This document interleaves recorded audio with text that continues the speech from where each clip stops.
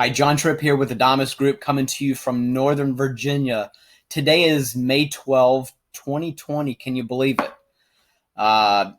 So there's some interesting numbers from today. I want to show you kind of and go through them with you and then look at last week and just do a quick comparison. So coming soon, 251, new actives 325, back to actives 123, decreases 211. Increases, yes, properties do increase in their list price. 46 under contract, active under contract 423, pending 500, closed 496. This is down about 300 from last week.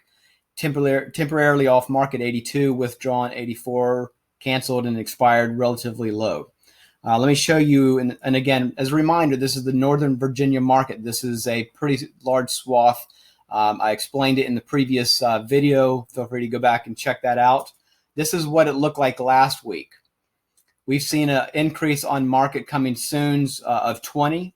We saw a decrease of actives going under contract. They're no longer active.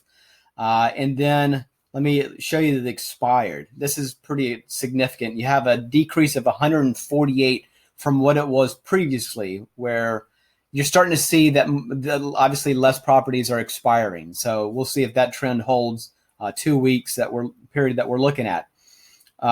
So this is interesting. Again, 300 change from the previous week to this week, and I don't know if you're that could be a couple of weeks previous data that we are not looking at. That impacted usually when you put a property under contract, you need to plan 30 to 45 days.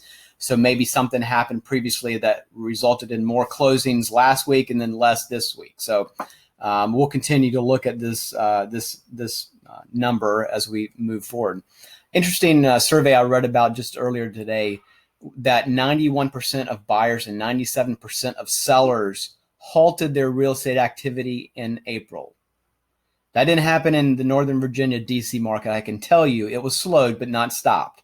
That's a pretty high number. So around the country, I'm sure there's a lot of agents, a lot of buyers and sellers who have not been able to do much. We're hoping that things are starting to open up and that we're starting to see an improvement in the coronavirus and a decrease in numbers. We still have to see some areas where I think DC has not even eclipsed in the numbers that they're expecting.